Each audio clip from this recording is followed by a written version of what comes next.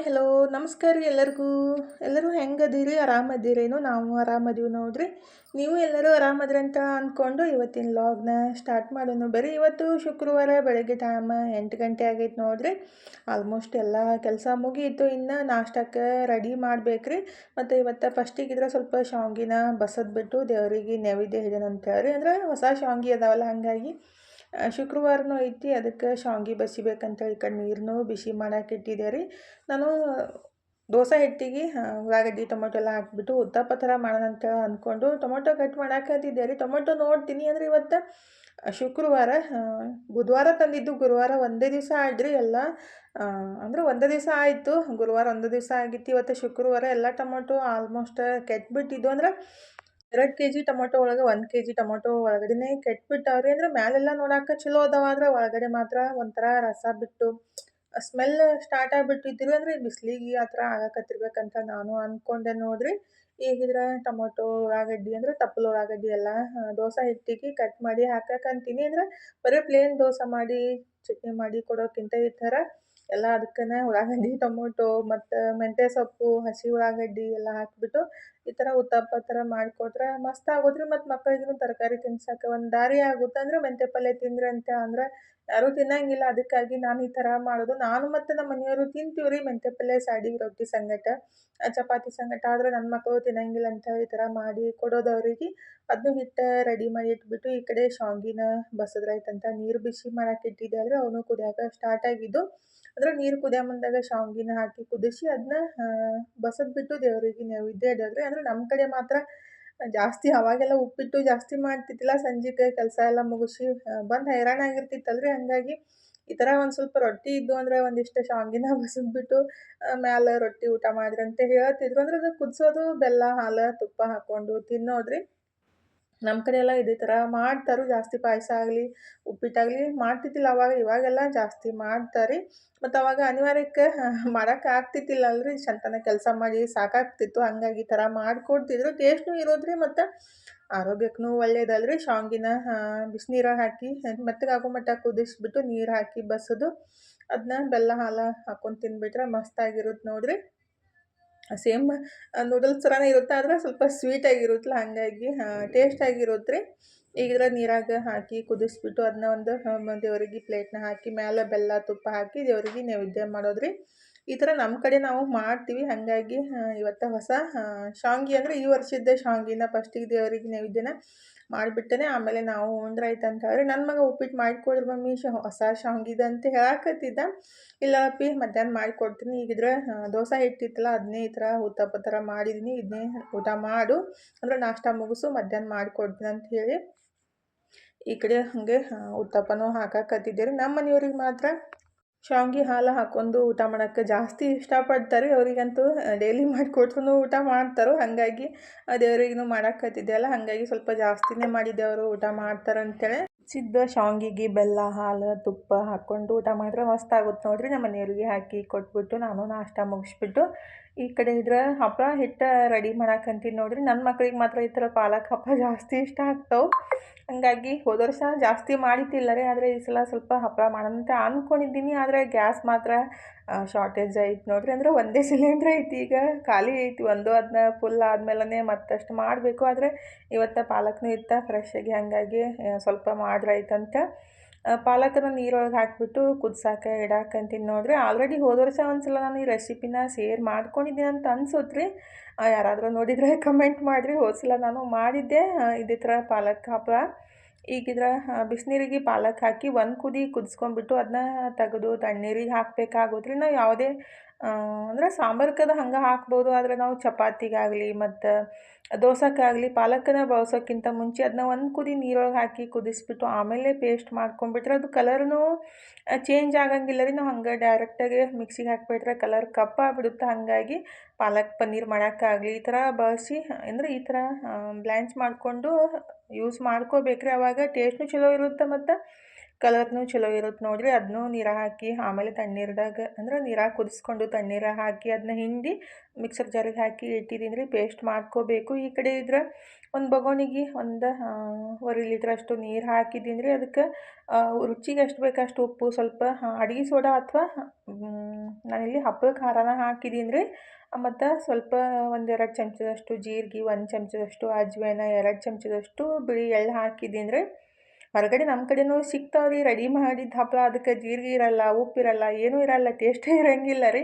ಸುಮ್ಮನೆ ಪ್ಲೇನಾಗೆ ಮಾಡಿ ಕೊಟ್ಟಿರ್ತಾರೆ. ಬಟ್ ನಾವು ಮನ್ಯಾಗ ಮಾಡಿಬಿಟ್ರೆ ಅದು ಟೇಸ್ಟ್ ಚಲೋ ಇರುತ್ತೆ ನೋಡಿರಿ. ಮತ್ತು ಕಲರ್ ಹಾಕಿ ಮಾಡೋಕ್ಕಿಂತ ಈ ಥರ ಪಾಲಕ್ ಅಥವಾ ಬೀಟ್ರೂಟ್ ಆ ಥರನ ಬಳಸ್ಬಿಟ್ಟು ಮಾಡೋದು ಕಲರ್ಫುಲ್ಲಾಗಿನೂ ಇರ್ತೈತಿ ಮತ್ತು ಆರೋಗ್ಯಕ್ಕೂ ಒಳ್ಳೇದು ರೀ, ಟೇಸ್ಟಾಗಿನೂ ಇರುತ್ತೆ. ಹಾಗಾಗಿ ನಾನು ಜಾಸ್ತಿ ಕಲರನ್ನು ಬಳಸೋಕೆ ಹೋಗಂಗಿಲ್ಲ. ಅಂದರೆ ಅನಿವಾರ್ಯ ಇದ್ದಾಗ ಯಾವುದಾದ್ರಕ್ಕೂ ಒಂದು ಬಳಸಿರ್ತೀನಿ, ಆದರೆ ಜಾಸ್ತಿ ಬಳಸೋಕೆ ಹೋಗಂಗಿಲ್ಲ ರೀ. ಅದು ಏನು ಪಾಲಕ್ ನೀರು ಹಾಕಿ ಕುದಿಸಿ ಇಟ್ಟಿದ್ದೀವಲ್ಲ ರೀ, ಅದಕ್ಕೆ ಮೆಣಸಿನ್ಕಾಯಿ, ಕೊತ್ತಂಬರಿ ಹಾಕಿ ಪೇಸ್ಟ್ ಮಾಡಿ ತೊಗೋಬೇಕಾಗುತ್ತೆ ರೀ. ಈ ಕಡೆ ಒಂದು ಬೊಗೋಣಿಗೆ ನಾನು 1.5 kg ಅಷ್ಟು ಅಕ್ಕಿ ಹಿಟ್ಟನ್ನು ಹಾಕಿದ್ದೀನಿ. ಮತ್ತು ಪೇಸ್ಟ್ ಮಾಡಿಟ್ಟಿದ್ದ ಪಾಲಕ್ ಪೇಸ್ಟ್ನೂ ಹಾಕಿದ್ದೀನಿ ರೀ. ಈ ಕಡೆ ನೀರಿಗೆ ಜೀರಿಗೆ ಮತ್ತು ಅಜ್ವಾನ, ಎಳ್ಳು ಹಾಕಿಟ್ಟಿದ್ದೆ ಅಲ್ರಿ, ಉಪ್ಪೋದು ಅವನು ಕುದಿಯೋಕೆ ಸ್ಟಾರ್ಟ್ ಆಗಿದ್ದ. ಆ ನೀರನ್ನು ನಾವು ಇಲ್ಲಿ ಹಿಟ್ಟೇನು ತೊಗೊಂಡಿರ್ತೀವಲ್ಲ ಪಾಲಕ್ ಹಾಕಿಬಿಟ್ಟು ಅದಕ್ಕೆ ಹಾಕಿಬಿಟ್ಟು ಮಿಕ್ಸ್ ಮಾಡ್ಕೋಬೇಕಾಗುತ್ತೆ ರೀ. ಇದು 2 ರೀತಿ ಒಳಗೆ ಮಾಡ್ಕೋಬೋದು. ನಾನು ಸಿಂಪಲ್ ಮೆಥಡ್ ಒಳಗೆ ಮಾಡೋದ್ರಿ. ಅಂದರೆ ಅದನ್ನ ಮಿಕ್ಸ್ ಮಾಡೋಕೆ ಆಗಂಗಿಲ್ಲ ನನಗೆ. ಜಾಸ್ತಿ ಚಲೋತ್ನಾಗ ಕುದಿಸ್ಬಿಟ್ರೆ ಹಪ್ಪಳ ಚಲೋತ್ನಾಗ ಬರೋದು. ಇಲ್ಲಾಂದ್ರೆ ಎಲ್ಲ ಹರ್ಕೊಂಬಿಡ್ತಾವ್ರಿ. ಅಂದರೆ ನಾವು ಮಾಡಿದ ತಕ್ಷಣ ಒಡೆದು ಬಿಡ್ತಾವೆ. ಹಂಗಾಗಿ ಈ ಮೆಥಡನ್ನ ಇಷ್ಟ ಆಗುತ್ತೆ. ಆ್ಯಕ್ಚುಲಿ ಒಲೆ ಮೇಲೆ ಮಾಡಿಬಿಟ್ರಂತೂ ಇನ್ನೂ ಬೆಸ್ಟ್ ರೀ. ಜಾಸ್ತಿ ಎಷ್ಟು ಕುದಿಸ್ತೀವಲ್ಲ ಅದು ಹಿಟ್ಟು ಅಷ್ಟು ಹದವಾಗಿನೂ ಇರುತ್ತೆ ಮತ್ತು ಹಪ್ಪಳ ಮುರಿಯೋದಾಗಲಿ ಹರಿಯೋದಾಗಲಿ ಆಗಂಗಿಲ್ಲ. ಆದರೆ ಗ್ಯಾಸ್ ಮೇಲೆ ಸ್ವಲ್ಪ ಮಾಡ್ಕೋಬೋದು ಹೊರಗಡೆಯಿಂದ ತರೋಕ್ಕಿಂತ ರೀ. ಯಾರಿಗೆಲ್ಲ ತರೋಕ್ಕಾಗಂಗಿಲ್ಲಲ್ಲ, ನಮ್ಗೆ ಆರ್ಡ್ರ್ ಕೊಡ್ರಿ, ನಾವು ಮಾಡಿಕೊಡ್ತೀವಿ.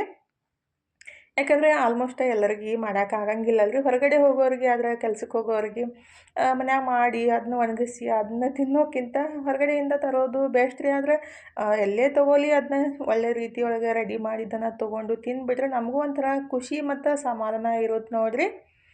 ಈಗಿದ್ರೆ ಅದು ಹಿಟ್ಟೇನು ನೀರು ಹಾಕಿ ಕಲಸಿದ್ದೆ ಅಲ್ರಿ, ಅದನ್ನ ಸ್ಟೀಮ್ ಒಳಗೆ ಬೆನ್ಸ್ಕೋಬೇಕಾಗುತ್ತೆ. ಒಲೆ ಮೇಲಾದರೆ ಒಂದು ದೊಡ್ಡ ಪಾತ್ರೆ ಇಟ್ಟು ಅದರೊಳಗೆ ಸ್ಟೀಮರ್ ಅಥವಾ ಬಿದಿರಿನ ಬುಟ್ಟಿ ಇಟ್ಟು ಸ್ಟೀಮ್ ಮಾಡ್ಕೋಬೋದು. ಅಂದರೆ ಬೆಸ್ಟಾಗಿ ಇರುತ್ತೆ ರೀ ಮತ್ತು ಚಲೋತ್ನಾಗ ಕುದಿಯುತ್ತೆ.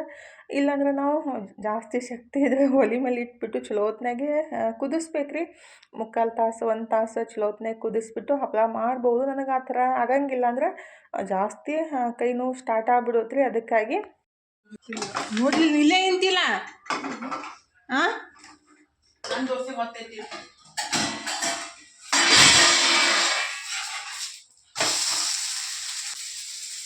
ನೀವು ಇಲ್ಲೇ ನಿಂತೀಗ ಅದು ಸೌಂಡ್ ಮಾಡಿದ್ರೆ ನೋಡ್ಬೇಕಲ್ಲ. ಇದು ಅಲ್ಲಿ ತೆಗೆದ್ರೆ ನೋಡಿ ಬರ್ತೀನಿ. ಅದು ಬರಲಿಕ್ಕಿಲ್ಲ ಅದು.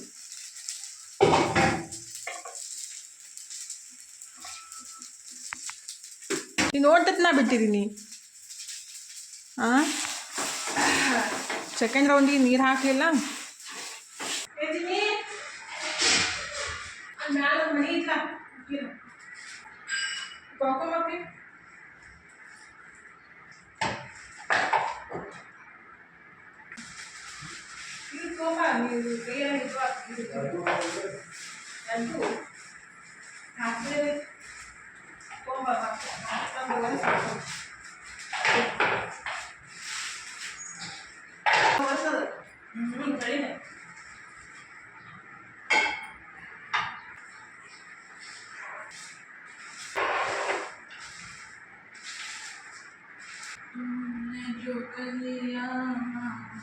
ಬಂದ್ ಮಾಡಿದ್ರೆ ಎಲ್ಲ ಹರತಾವು. ಬಂದ್ ಮಾಡಬೇಡ, ಬಾಗಿ ತಗ್ದಿಲ್ಲ.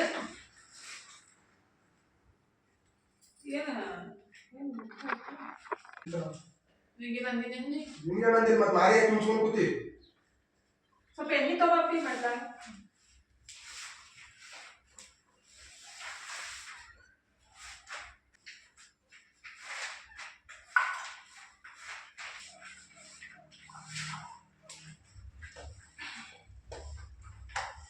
ಕುಂದ್ರಿ ನೀನು.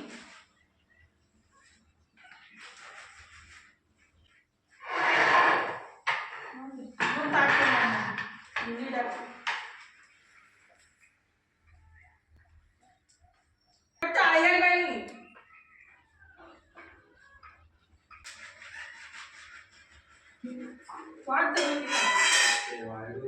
ಬಾ ಇದು ಪೇಪರ್ ಇದು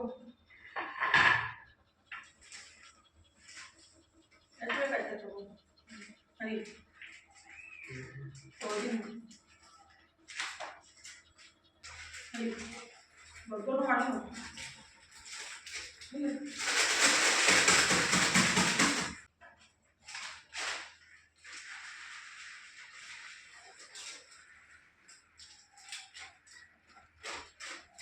ಚಿಕನ್ ದಂಡಿ ಇರ್ಬೇಕದ ಹಾಕಿರಿ ಕುಲು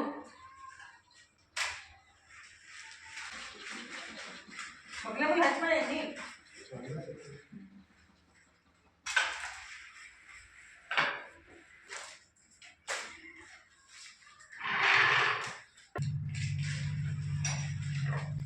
ಅವಕಾಶ ತೆಗಿಲ್ಲ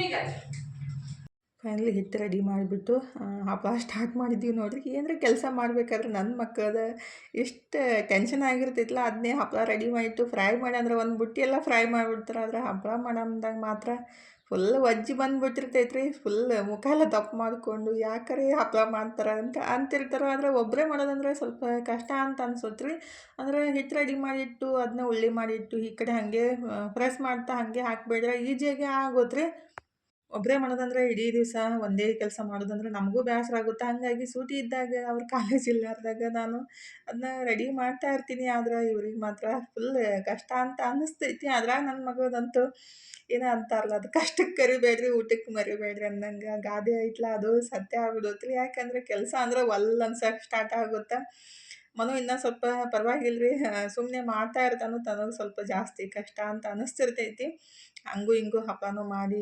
ಮುಗಿಸ್ತೀವಿ ನೋಡ್ರಿ ಈಗಿದ್ರೆ ಹಪ್ಪಳ ಮಾಡಿ ಮುಗಿಸ್ಬಿಟ್ಟು ಈ ಕಡೆ ಅಡುಗೆನೂ ಮಾಡಿದೆ ನೋಡ್ರಿ ನನ್ನ ಮಗ ಬೆಳಗ್ಗೆನೇ ಶಾವಿಗೆ ಉಪ್ಪಿಟ್ಟು ಕೇಳಿದ್ದೆ ಅಲ್ರಿ ಅಂದ್ರೆ ಹೊಸದು ಮಾಡಿಸ್ಕೊಂಬಂದಿದ್ರಲ್ಲೇ ಉಪ್ಪಿಟ್ಟು ಮಾಡಿರಿ ಮಮ್ಮಿ ಅಂತ ಅಂದಿದ್ದೆ ಭಾಳ ಮಸ್ತಾಗಿತ್ತು ರೀ ಅಂದರೆ ಸ್ವಲ್ಪ ಹೊಸವಿದ್ದಾಗ ಸ್ವಲ್ಪ ನೀರು ಕಮ್ಮಿ ಹಾಕ್ಬಿಟ್ಟು ರೆಡಿ ಮಾಡ್ಕೋಬೇಕ್ರಿ ಹಳೆವಾದಂಗೆ ಸ್ವಲ್ಪ ನೀರು ಜಾಸ್ತಿ ಆಗೋದು ಉದುರಾಗೋದು ಆಗ್ತೈತಿ ಅಂದರೆ ಚಪಾತಿ ಆದ್ರೂ ಅಷ್ಟೇ ಹಳೆ ಚಪಾತಿ ಗೋಧಿ ಹಳೆವಿದ್ದಷ್ಟು ಚಪಾತಿ ಮೆತ್ತಗೆ ಆಗ್ತಾವೆ ಹೊಸ ಗೋಧಿ ಇದ್ದಾಗ ಸ್ವಲ್ಪ ಬಿರುಸಿರ್ತಾವೆ ರೀ ಈಗಿದ್ರೆ ನಾನು ಚಪಾತಿ ಒಂದೆರಡೇ ಚಪಾತಿ ಮಾಡಿದ್ರಿ ನಾಯಿಸ್ಲೆಂದು ನಮಗೆಲ್ಲ ಶಾವಿಗೆ ಉಪ್ಪಿಟ್ಟು ಮಾಡಿದ್ದು ನಾಯಿಗೂ ಊಟ ಹಾಕಿಬಿಟ್ಟು ವಿಡಿಯೋ ಎಲ್ಲ ಎಡಿಟ್ ಮಾಡಿ ಅಪ್ಲೋಡ್ ಮಾಡಿ ಸ್ವಲ್ಪ ಹೊತ್ತು ರೆಸ್ಟ್ ಮಾಡಿ ಅರ್ಬಿ ತೊಳೆದು ಇವಾಗಿದ್ರೆ ದೇವ್ರ ಮುಂದೆ ದೀಪ ಹಚ್ಚಾಕಂತೀನಿ ನೋಡ್ರಿ ದೇವ್ರ ಮುಂದೆ ದೀಪ ಹಚ್ಚಿ ಚಹಾ ಕುಡಿದು ಕುಂತಿದ್ದೆ ನನ್ನ ಮಗಳು ಮಂಚೂರಿ ಮಾಡಕ್ಕೆ ರೆಡಿ ಮಾಡ್ಕೊಳಕತ್ತಿದ್ಲು ಪಲ್ಯನೂ ಮಾಡಿಬಿಡಮ್ಮ ಹಾಗೆ ಮಂಚೂರಿನೂ ಮಾಡಿಕೊಡು ಅಂತ ಅಂದಿದ್ದೀರಿ ಅಂದ್ರೆ ಅರ್ಬಿ ತೊಳೆಯೋದು ಬಾಂಡೆ ತೊಳೆಯೋದು ಕ್ಲೀನಿಂಗ್ ಕೆಲಸ ಏನೂ ಹೇಳಬೇಡ್ರಿ ಅಡುಗೆ ಮಾಡೋದಂದ್ರೆ ಜಾಸ್ತಿ ಖುಷಿ ಆಗುತ್ತೆ ಅದ್ರಾಗ ಪಾನಿಪುರಿ ಗೋಬಿ ಮಂಚೂರಿ ಆ ಥರ ಎಲ್ಲ ಮಾಡೋದಂದ್ರೆ ಜಾಸ್ತಿ ಖುಷಿನೇ ಆಗುತ್ತೆ ತನಗೆ ಹೀಗಿದ್ರೆ ತನು ಈ ಕಡೆ ಪಲ್ಯ ಮಾಡಾಕತ್ತಿದ್ಲು ನಾನು ಚಪಾತಿ ಮಾಡಾಕತ್ತಿದ್ದೆ ರೀ ನನ್ನ ಮಗನಿಗೆ ಮೊನ್ನೆ ಸಕ್ಕರೆ ಚಪಾತಿ ಮಾಡಿ ಕೊಟ್ಟಿದ್ದೆಲ್ಲ ಅದು ಇಷ್ಟ ಆಗ್ಬಿಟ್ಟಿತ್ತು ಹಾಗಾಗಿ ಮತ್ತು ಮಾಡಿಕೊಡ್ರಿ ಮಮ್ಮಿ ಅಂತ ಅನ್ನಕತ್ತಿದ್ದೆ ಅದಕ್ಕಾಗಿ ಸಕ್ಕರೆ ಚಪಾತಿ ರೆಡಿ ಮಾಡಾಕಂತೀನಿ ನೋಡಿರಿ ಏನಿಲ್ಲ ಚಪಾತಿ ಲಟ್ಟಿಸ್ಬಿಟ್ಟು ಅದಕ್ಕೆ ತುಪ್ಪ ಸಕ್ಕರೆ ಹಾಕಿಬಿಟ್ಟು ಲಟ್ಟಿಸಿ ಬೆನ್ಸೋದ್ರಿ ಅಷ್ಟೇ ರೀ ಸಿಂಪಲ್ಲಾಗಿ ಟೇಸ್ಟ್ ಇರುತ್ತೆ ಸ್ವೀಟ್ ತಿನ್ಬೇಕು ಅನ್ನಿಸ್ದಾಗ ಈ ಥರ ಮಾಡಿ ಕೊಡ್ಬೋದು ನೋಡಿರಿ ನಾನು ಸಣ್ಣವರಿದ್ದಾಗ ಈ ಥರ ಮಾಡಿ ಕೊಡ್ತಿದ್ದೆ ನಮಗೂ ಅಷ್ಟೇ ಏನಾದರೂ ಸ್ವೀಟ್ ತಿನ್ಬೇಕು ಅನ್ನಿಸ್ದಾಗ ಈ ಥರ ಸಕ್ಕರೆ ಚಪಾತಿ ಮಾಡಿಕೊಂಡು ತಿನ್ಬಿಡೋದು ಅಂದರೆ ಅರ್ಜೆಂಟಕ್ಕೆ ಚಪಾತಿ ಮಾಡ್ತಾ ಇರ್ತೀವಿ ಹಾಗೆ ಅದಕ್ಕೆ ಸ್ವಲ್ಪ ಸಕ್ಕರೆ ತುಪ್ಪ ಹಾಕಿ ಬೆನಿಸ್ಬಿಟ್ರೆ ಆಯಿತು ಅಂದರೆ ಮ್ಯಾಲೆ ಸಕ್ಕರೆ ತುಪ್ಪ ಹಾಕ್ಕೊಂಡು ತಿನ್ನೋಕ್ಕಿಂತ ಈ ಥರ ಅದರೊಳಗೆ ಸಕ್ಕರೆ ಹಾಕಿಬಿಟ್ಟು ತುಪ್ಪ ಹಾಕಿ ಏನು ಬೆನಿಸ್ತೀವಲ್ರಿ ಟೇಸ್ಟ್ ಮಸ್ತ್ ಇರುತ್ತೆ ಡಿಫ್ರೆಂಟಾಗಿರುತ್ತೆ ಸಕ್ಕರೆ ತುಪ್ಪ ಮ್ಯಾಲೆ ಹಾಕ್ಕೊಂಡು ತಿನ್ನೋಕ್ಕಿಂತ ಈಗ ಮಸ್ತಾಗಿ ಚಪಾತಿನೂ ರೆಡಿ ಮಾಡಿದೆ ನೋಡಿರಿ ನನ್ನ ಮಗಳು ಗೋಬಿ ಮಂಚೂರಿ ಮಾಡ್ತಂತೆ ಫ್ರೈ ಮಾಡಿಬಿಟ್ಟು ಅದ್ರಾಗ ಸ್ವಲ್ಪ ಹಂಗೆ ತಿಂದ್ಕೊಂಡು ಆಮೇಲೆ ಅದ್ರದ್ದು ಪಲ್ಯ ಮಾಡಿದ್ಲು ಸ್ವಲ್ಪ ಟೇಸ್ಟ್ ಡಿಫ್ರೆಂಟಾಗಿಯೇ ಇತ್ತು ನಮ್ಮ ಮನೆಯವ್ರು ಇದೇನು ಗೋಬಿ ಮಂಚೂರಿ ಪಲ್ಯ ಅಂತ ಕೇಳಾಕತ್ತಿದ್ರು ಅಂದರೆ ಇನ್ನೆಲ್ಲಿ ಪಲ್ಯ ಮಾಡೋದಂತ